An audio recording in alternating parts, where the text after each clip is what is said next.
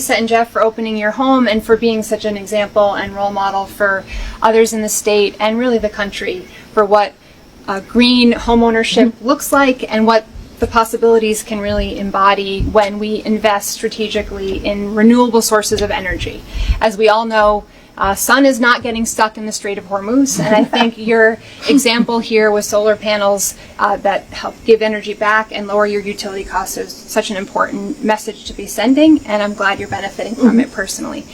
And to Rosemary, who's been such a stalwart champion of the challenges faced by the forever chemicals in our communities, and as a water warrior in ensuring the protection of clean water across New Hampshire, I'm so grateful for your support. Not just today, but every day in this race. You are an example to so many of us of what it looks like to be fighting the good hard fights for our state. And to Rob and to the League of Conservation Voters, I'm humbled and truly grateful for the support and endorsement today of the League of Conservation Voters.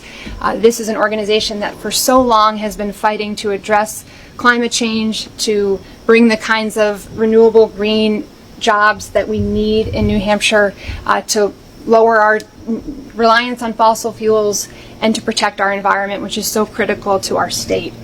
You know, when the first PFAS contamination was discovered, it was discovered in my community, actually in the place where I was growing my business. We know as a result of that contamination, many children and nearly 10,000 people were exposed to forever chemicals, PFAS. We fought then to clean up the water, to ensure that people got access to screenings that they needed to track over time the effects of PFAS in our bodies. And really, we were able to restore the aquifer, clean it up, and make sure people had the kinds of long-standing tracking support and intervention from a medical standpoint as possible. Merrimack was another community impacted, as is more recently North Conway with forever chemicals. And unfortunately, the Trump administration is taking us in the wrong direction. They are now rolling back the timetable on how long it's going to be before we clean up these forever chemicals, and we hold the polluters responsible for the forever chemicals.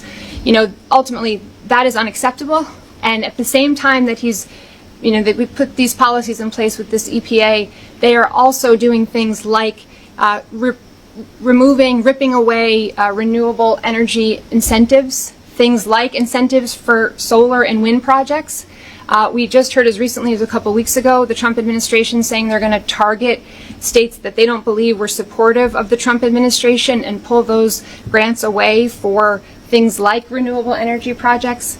And I want to share, because I was just up in the Mount Washington Valley not long ago, and I was talking to a group of leaders of recreational tourism organizations. And one of the things they shared was that, because we have very limited infrastructure for electric vehicles in that part of our state, we're losing people to New Hampshire for neighboring states, because people who are driving electric vehicles can't trust that the infrastructure they need is going to be there. And the day before, I was meeting with folks at IBEW who had just gone through extensive training to install and build these charging stations. And now they don't have any charging stations to build because the funding's been ripped away. So we're hurting small business because we're limiting the visitors who are going to come to the region. We're leaving jobs on the sideline because we have all these good paying jobs that now can't be done because we can't be building these electric vehicle charging stations, and we're putting greater demand on fossil fuels, which we're seeing how that is playing out right now with this war. So there could not be more at stake in this election. While we're while New Hampshire is being affected by the impact of these cuts, we know it's the wrong direction for our country, it's the wrong direction for our environment, and it's the wrong direction for our small businesses and homeowners who need to bring down the cost of housing and utility prices. So I'm incredibly honored today to be standing with the League of Conservation Voters. We are in this fight together to fight for investments in renewable energy, to fight for good, clean jobs, clean, green jobs, and to fight for the kind of public health measures we need to be fighting for, like getting forever chemicals out of our water and preventing them from being in our air. And so I thank you for being here. I thank you for being in the fight together with me, and I look forward to taking questions. All right.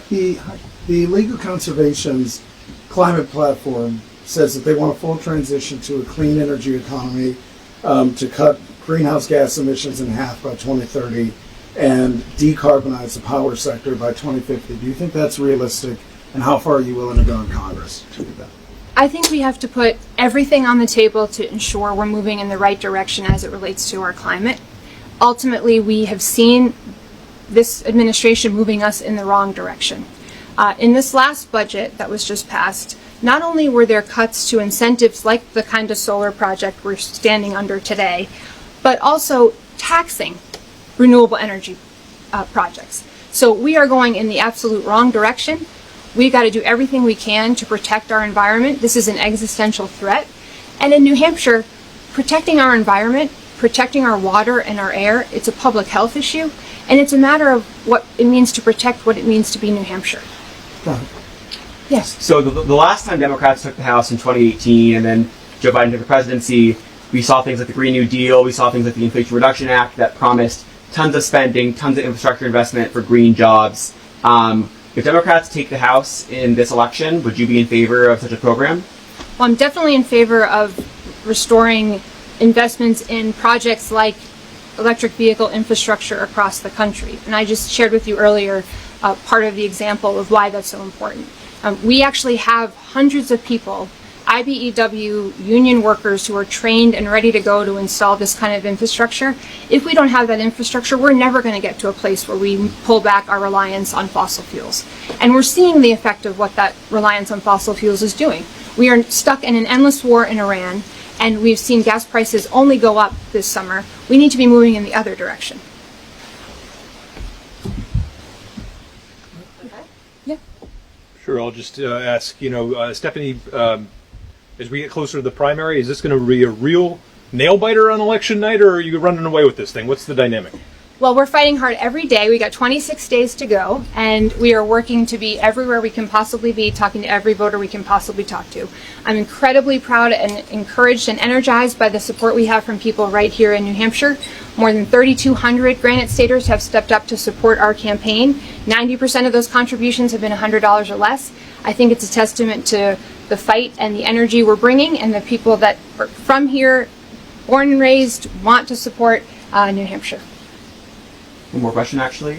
I was at an event last week where Anthony DiLorenzo, who's very well could be your Republican opponent, criticized your campaign for taking an endorsement from California Governor Gavin Newsom. He said that New Hampshireites don't want to see their state become California. What would your response be to this statement?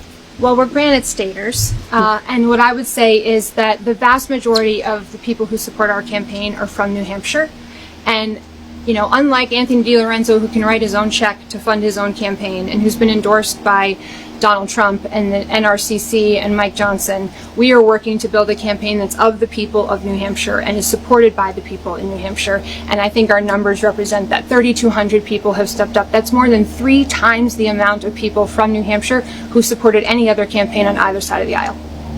Great. And last question here. New Hampshire passed legislation to allow for the development of small modular reactors to expand nuclear energy capacity. In Congress, would you support legislation preventing states from doing so, especially considering the skepticism from LCV and other environmental groups on nuclear? I think we have a lot of work to do to understand the regulatory landscape for projects like this. I think they have been presented as opportunities to address the energy crisis. I think until we've done what we need to do on renewables, and until we better understand the regulatory landscape on what they're calling mini reactors, I would be reluctant to say one way or the other. We got a lot more work to do on that front. Thank you. Thank you. Thanks, everybody, for making